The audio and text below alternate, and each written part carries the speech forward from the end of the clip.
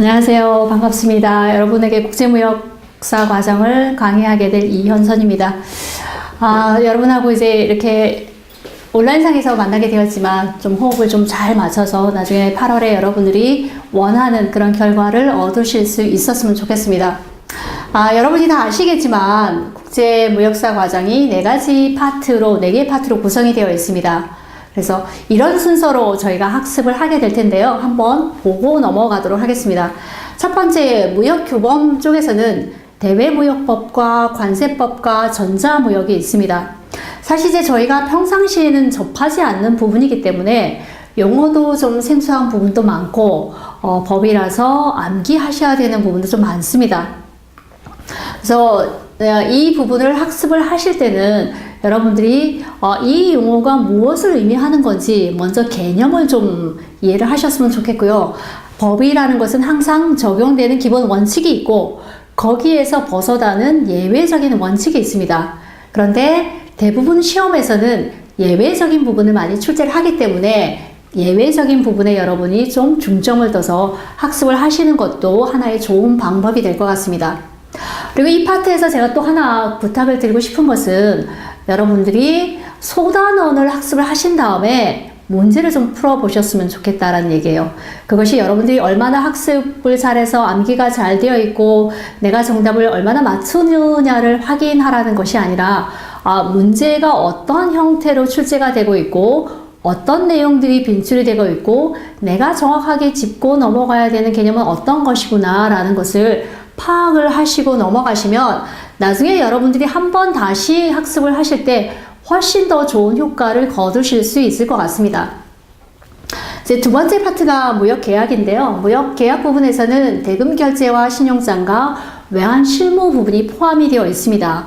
대금결제는 우리가 여러 가지 무역 결제 조건이 배울 텐데 이것이 무역 방식의 어떤 신용장 방식이냐, 추심 방식이냐, 송금 방식이냐 어디에 속하는지 여부하고 그것을 다시 분류했을 때 사전 선지급 방식이냐, 동시지급 방식이냐, 후지급 방식이냐를 이제 구분을 하실 수가 있으면 될 것 같고요. 추심 방식의 특징이 무엇이고 신용장 방식과 송금 방식과의 차이는 무엇인지 그런 것들을 함께 학습을 하시면 좋을 것 같습니다. 신용장 부분은 이제 좀 실무를 하셨던 분들한테는 굉장히 쉬운 파트이기도 하지만 또 이제 새로운 용어들이 많기 때문에 그렇지 않으신 분들한테는 좀 어려우실 수도 있습니다. 일단은 뭐 신용장의 종류를 이제 좀 잘 기억을 하셨으면 좋겠고요.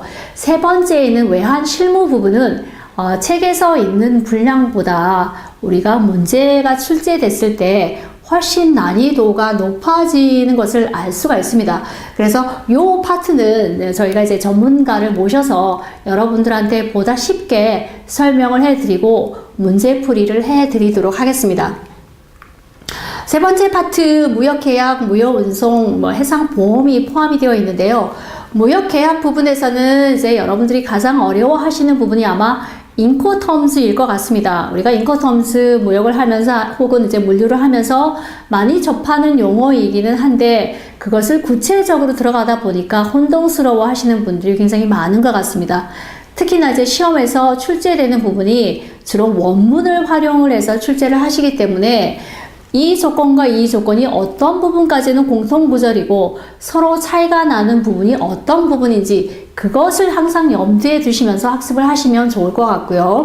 해상보험 부분은 이제 좀 어려운 부분입니다. 그래서 해상손해의 종류가 어떤 것이 있고 외부와 대위라는 것이 어떤 차이가 있는지 그 정도를 여러분이 학습을 하시면 되겠습니다. 네 번째 과목인 무역영어는 무역영어와 이제 무역 관련 규칙이 있는데 사실 이제 무역영어 여기서 얘기하는 비즈니스 레터라고 얘기하는데 여기서 나오는 그 레터들의 수준이 그렇게 난이도가 높은 편이 아닙니다. 그래서 여러분의 실력 정도면 제 생각에는 충분히 풀 수 있는 문제라고 생각하고 또 우리가 무역 실무에서 나왔던 이런 실무와 관련되는 부분들의 용어를 그냥 영문으로 묻는 부분들이 많으니까 그 부분은 크게 문제가 없을 것 같고요. 뒤에 이제 무역 관련 규칙에서는 이 부분에서 이제 우리가 비엔나 협약이라고 하는 물품 매매 계약과 관련된 규칙하고 그 다음에 인코텀즈 그리고 UCP 600 신용장 통일 규칙이 나왔을 텐데 거의 다 이제 원문을 활용해서 문제가 출제가 되고 있으니까 여러분들이 원문을 꼭 한번 학습을 하셨으면 좋겠고, 저 또한 가능하면 시험에 빈출되는 그 부분 위주로 해서 설명을 드리도록 하겠습니다. 그럼 첫 번째 이제 무역 규범부터 진행을 하도록 하겠습니다. 무역 규범에서 이제 대외무역법부터 저희가 시작을 할 텐데요. 무역을 하기 위해서는 3가지 정도의 법을 알아야 합니다. 우리가 기본적으로 무역에 관한 기본법은 대외무역법이지만 수출입이라는 것이 결국은 유상거래이기 때문에 대금 결제를 하기 위해서는 자본이 이동해야 한다. 그래서 외국환 거래법의 적용을 받게 되어 있고요. 또 물품이 국경선을 통과해서 통관이라는 절차를 거쳐야 하기 때문에 관세법의 적용을 받게 되어 있습니다. 그래서 이렇게 대외무역법과 외국환거래법과 관세법을 우리가 무역에 관한 3대 기본법 혹은 무역 3법이라고 얘기를 합니다. 그럼 대외무역법이라는 것이 무엇인가? 그야말로 대외무역을 진흥하고 공정한 질서를 확립함으로써 통상을 확대시키자는 목적으로 제정을 한 것이죠. 따라서 무역을 제한시키거나 규제는 최소한으로 하는 것을 원칙으로 하고 있고요. 대외무역법 하면은 이것을 관장하는 최고 관리기관이 바로 누구다? 산자부 장관이라는 것을 기억을 하시기 바랍니다. 그래서 쭉 공부를 하시다 보면 다 나오는 것이 산자부 장관이 고시하고 산자부 장관과 협의해야 하고 그런 지정하고 그런 부분들이 많습니다. 그래서 대외무역법 하면 일단은 우리가 최고의 관리기관으로서는 산자부 장관이 있다라고 생각하시고 넘어가시겠습니다.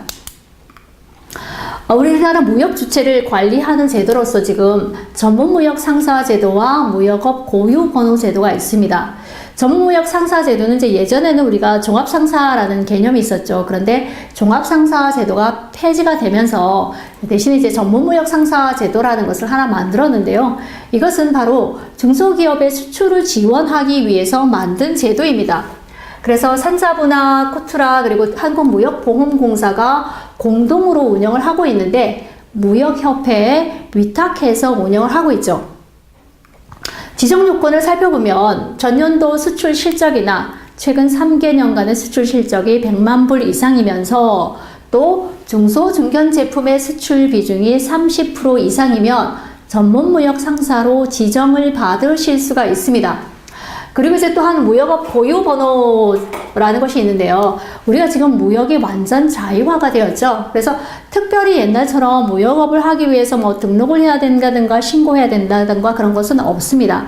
다만 국가가 수출입 실적의 통계를 매기기 위해서 무역업 고유 번호를 부여를 하고 있는데 이것은 내가 반드시 번호를 신청해서 받아야 하는 의무사항은 아닙니다. 무역업 관련하는 이런 고유 번호 부여나 관리는 한국무역협회에서 대행을 하고 있고요. 만약에 우리 회사 뭐 주소가 바뀌었다 아니면 그 사업자가 대표가 바뀌었다라고 이렇게 변동이 생겼을 경우에는 20일 이내에 통지를 하셔도 되고 아니면 본인이 직접 그 인터넷에 들어가서 변경을 하셔도 됩니다. 그리고 어떤 회사가 뭐 합병이 됐다든지 아니면 이런 상속이 됐다든지 이런 지위 변경이 생겼을 경우에도 유지나 승계가 가능합니다. 그리고 무역거래자가 수출입 신고를 할 때 상호와 함께 무역업 고유 번호를 기재를 하게 되어 있죠. 여기서는 뭐 전문무역 상사는 그렇게 비중이 높을 것 같지가 않고 무역업 고유 번호 제도가 있는데 이것은 뭐 반드시 신청을 해서 받아야 하는 의무사항은 아니다. 그리고 변동사항이 생겼을 때는 20일 내에 통지를 해주면 된다. 그리고 지위 변동이 생겼다 하더라도 그대로 승계나 유지가 가능하다 정도만 기억을 하시면 될 것 같습니다. 수출입의 대상을 한번 보겠습니다. 무역이라는 것이 결국은 수출과 수입을 합쳐서 무역이라고 얘기하는데 수출입의 대상이 되는 것으로서는 물품과 용역과 전자적 형태의 무체물이 있습니다. 물품이라고 하면 우리가 눈으로 형태를 확인할 수 있는 유체물을 얘기를 하는 거겠죠. 물품의 정의를 한번 봤더니 외국환 거래법에서 정하는 지급수단, 증권, 채권을 화체한 서류 외의 동산이다. 화체라는 단어가 너무 어렵죠. 화체라는 의미는 어떤 권리가 서류상으로 나타나는 것을 얘기하죠. 그래서 우리가 무역을 할 때 어떤 거죠? 뭐 선화증권이나 한화홈처럼 이런 것들을 우리가 화체화된 서류라고 얘기합니다. 그런데 외니까 이런 것들을 제외한 움직일 수 있는 물품만 대상으로 하는 것이 움직일 수 있는 물품만 무역의 대상이다라는 것이고요. 그 다음에 용역은 다른 말로 하면 우리가 서비스죠. 내용이 굉장히 복잡합니다. 경영 상담, 법무나 회계, 엔지니어링 서비스. 여기서 봤더니 우리가 어떻게 생각할 수 있냐면 전문가들이 제공해주는 뭐 컨설팅 같은 것을 우리가 용역이라고 하는구나. 그리고 그것이 무역의 대상이구나 라는 것을 알 수 있죠. 그리고 디자인, 컴퓨터 시스템 설계 및 자문. 봤더니 이런 것들은 지식 기반 용역하고 관련되는 건데 산자부 장관이 정해서 고시하는 업종이다. 그래서 전문가가 제공하는 뭐 컨설팅이나 아니면 지식 기반 용역 같은 것을 다 우리가 무역의 대상으로 포함시키고 있다. 세 번째로는 전자적 형태의 무채물이 있습니다. 전자적 형태의 무채물은 뭐냐면 소프트웨어가 있고 또 디지털 방식으로 제작을 하거나 처리한 자료나 정보를 우리가 전자적 형태의 무채물이라고 하죠. 즉 뭐 영상이나 이미지나 뭐 영화나 이런 것들이 다 전자적 형태의 무채물에 해당합니다. 다시 정리를 하자면 우리가 수출입의 대상이 되는 것은 물품뿐만 아니라 용역, 즉 서비스나 전자적 형태의 무채물도 해당한다라고 이해를 하고 넘어가겠습니다. 수출입의 개념은 굉장히 중요하죠. 거의 매해 이게 시험에 출제되고 있는 부분이기 때문에 수출입의 개념은 지금 여기서부터 여러분들이 정확하게 확립을 하시고 가면 좋을 것 같습니다. 수출이라는 것이 뭐냐? 국내에서 외국으로 물품이 이동하는 행위다. 일단은 장소가 바뀌었죠. 국내에서 외국으로 가는데 물품이 어떻게 된다? 이동이 되어야 되는 것이죠. 그래서 국내에서 외국으로 갈 때는 그 상품이 유상으로 공급되느냐 무상으로 공급되느냐 따지지 않고 무조건 다 수출로 봅니다. 그러면 물품이 이동하게 되는 그 원인은 무엇인가? 매매나 교환이나 임대차나 사용대차나 증여다. 이런 것들을 원인으로 해서 국내에서 외국으로 물품이 이동할 때는 유상과 무상을 구분하지 않고 수출입으로 포함이 된다. 수출로 본다. 두 번째는 국내가 아니고 국내가 빠지고 외국이 들어갔죠. 외국에서 외국으로 물품이 인도되면 어떻게 되느냐? 그 경우도 수출로 인정은 하는데 그때는 유상만 해당이 된다. 국내에서 해외로 이동하는 거는 유무상을 구분하지 않지만 외국에서 외국으로 물품이 이동하는 경우에는 유상의 경우에만 수출로 인정이 된다. 그리고 거주자가 비거주자한테 제공하는 용역이나 전자적 형태의 무채물도 수출에 포함이 된다. 거주자는 누구죠? 국내에 주소나 거소를 둔 개인이나 법인을 거주자라고 얘기하고 그 외의 사람들 우리가 비거주자라고 얘기를 하죠. 그런데 수출에서 중요한 것이 뭐냐면 우리가 지문에서 굉장히 나오는 부분이 우리나라 선박이 우리나라 선박이긴 하지만 외국에서 어떤 채취한 광물이나 수산물을 외국에 판매했을 때 이것도 수출이 포함되느냐 안 되느냐 여부를 묻는 문제가 많이 나옵니다. 우리나라 선박이 외국에서 채취해서 외국으로 판매하는 것도 수출에 포함된다라고 기억하시기 바랍니다. 이것을 바로 우리가 외국 인도 수출이라고 얘기를 하고 있습니다. 수입은 그럼 수출의 반대가 되겠죠. 외국에서 국내로 물품이 이동하는 것은 유무상을 가리지 않고 외국에서 외국으로 인수되는 것은 유상만 수입에 해당된다. 그리고 비거주자죠. 외국이니까 비거주자가 거주자한테 용역을 제공하거나 전자적 형태의 무채물을 인도하는 것도 수입으로 본다라고 수출입 개념 이제 정확하게 이해가 되셨죠? 그런데 대외무역법에서 얘기하는 우리가 앞서 보았던 것은 대외무역법에서 얘기하는 수출입의 개념이고요. 관세법에서 얘기하는 수출입의 개념은 좀 다릅니다. 어떻게 다른지 한번 볼까요?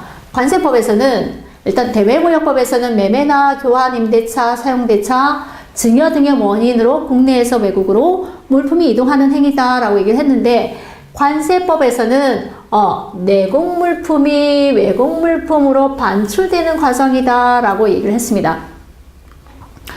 반면에 또 수입은 외국 물품을 우리나라에서 반입하거나 아니면 우리나라에서 소비하거나 사용되는 것을 수입으로 보고 있습니다. 따라서 관세법과 대외무역법에서 얘기하는 수출입의 개념은 다르구나라고 이제 이해를 하시고 넘어가겠습니다. 또 한 가지, 관세법에서는 수출입의 대상을 유체물만 보고 있습니다. 우리가 앞서 보았던 대외무역법에서는 수출입의 대상을 물품과 용역과 전자적 형태의 무체물 다 포함시켰죠. 그런데 관세법에서는 유체물만 수출입의 대상으로 보고 있습니다. 그런데 항상 우리가 모든 경우에 수출을 다 허용하는 것은 아니죠. 때로는 수출입을 제한하거나 금지해야 될 경우도 있습니다. 그래서 그런 것들이 어떤 것들인지 우리가 그냥 상식적으로 이해할 수 있는 부분인데 한번 읽어보고 넘어가도록 하겠습니다. 우리나라나 교역 상대국에 전쟁이나 천재지변이 생겼다거나 아니면 상대국이 우리한테 우리의 권익을 인정하지 않는다거나 아니면 부당한 대우를 한다든가 그리고 국제 평화나 안전 유지를 위해서 또 필요한 경우 또 인간의 생명이나 또 환경 보전 등을 위해서 필요한 경우에는 수출입을 제한하거나 금지할 수가 있습니다. 그러면 수출입을 제한하거나 금지할 수 있는 물품은 국제적으로 어떤 것이냐? 산자부 장관이 다 지정하고 고시하는 거죠. 산자부 장관이 지정하고 고시하는 물품인데 조약이나 국제법규에 따른 의무 이행을 하기 위해서 필요한 것들, 그리고 생물 자원 보호를 위해서 필요한 것들, 그리고 교역 상대국과 경제협력 증진을 위해서 필요한 부분들, 그리고 이제 하나 기억하실 것은 방위산업용 원료나 기재, 항공기나 거기에 들어가는 부분품에 대해서는 수출입을 제한하거나 금지하는 물품이 될 수 있다.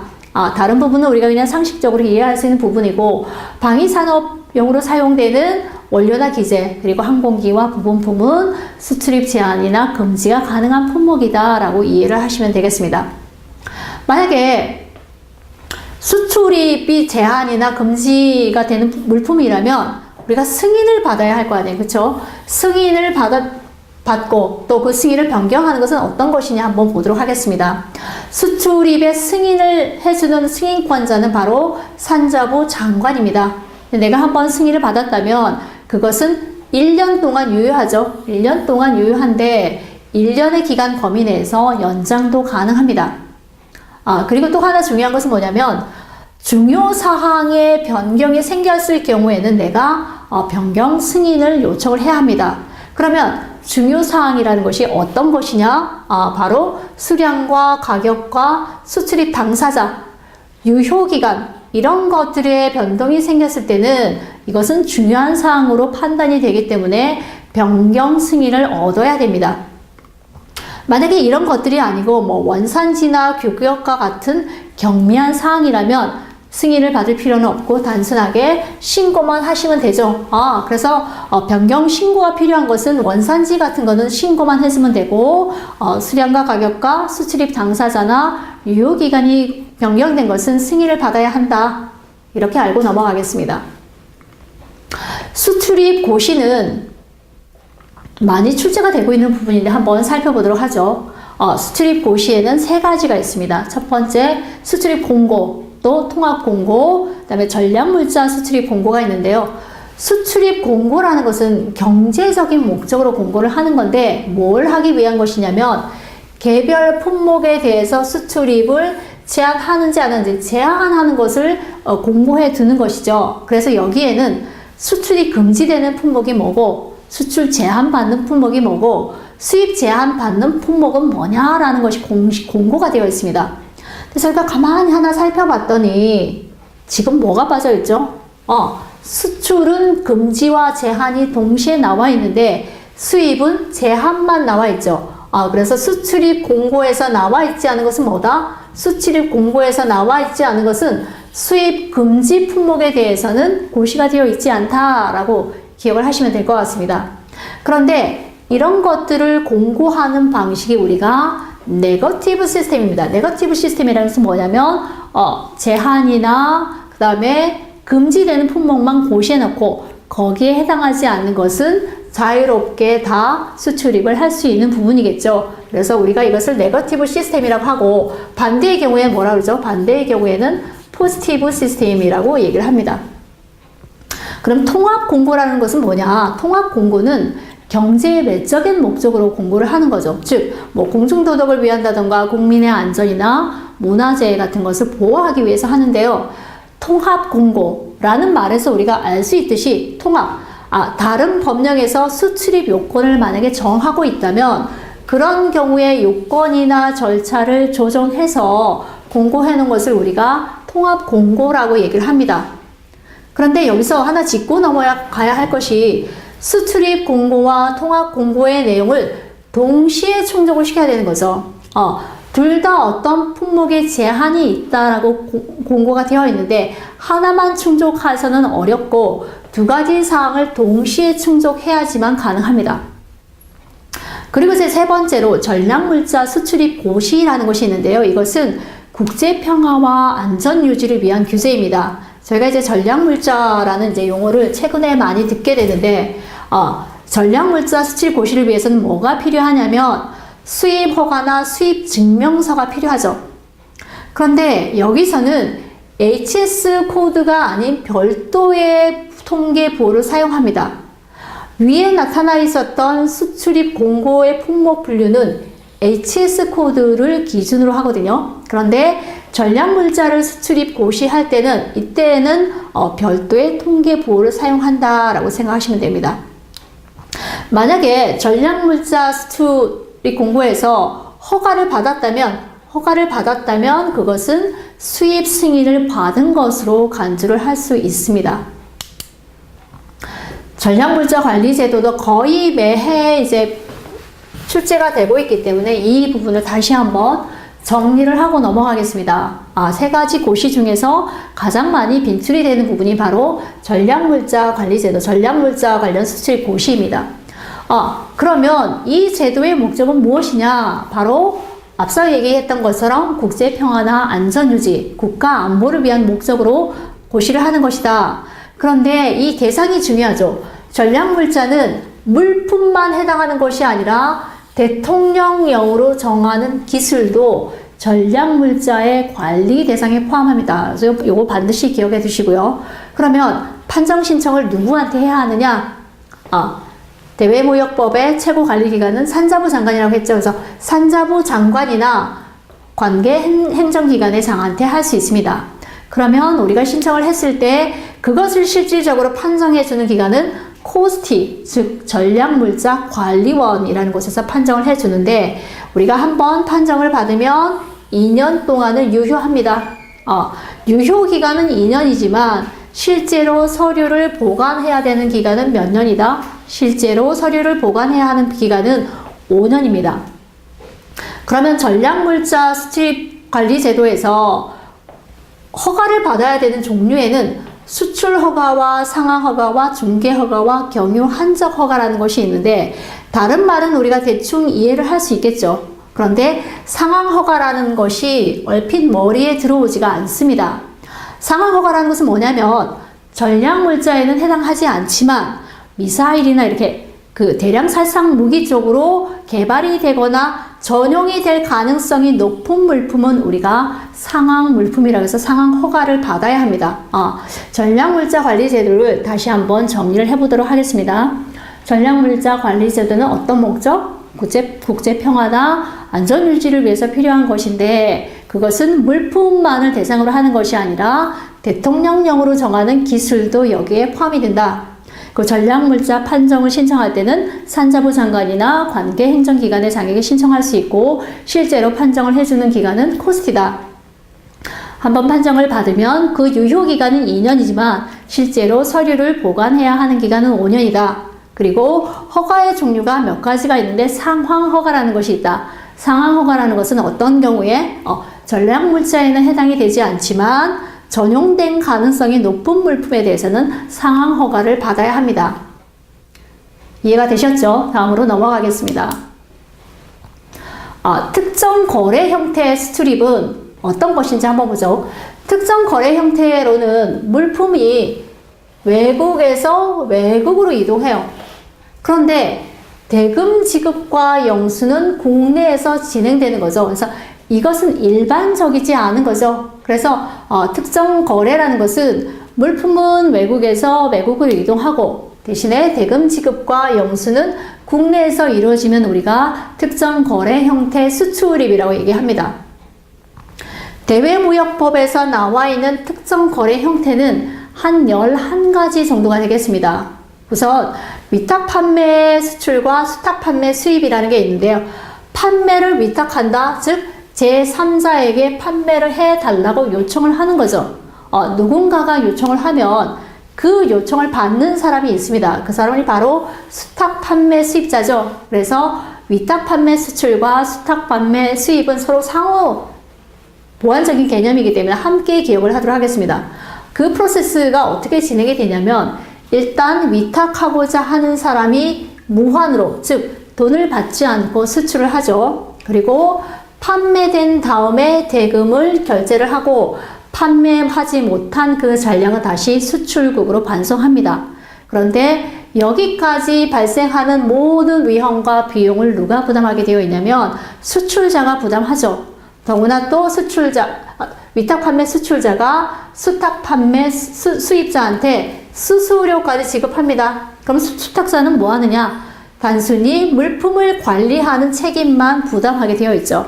그래서 이런 것은 수출하는 사람한테 굉장히 부담이 큰 조건이지만 신시장을 개척할 때 많이 활용이 되는 조건입니다.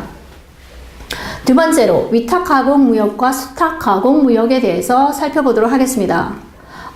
이것은 위에는 판매를 위탁하는 것이고 밑에는 무엇을 위탁하는 거죠?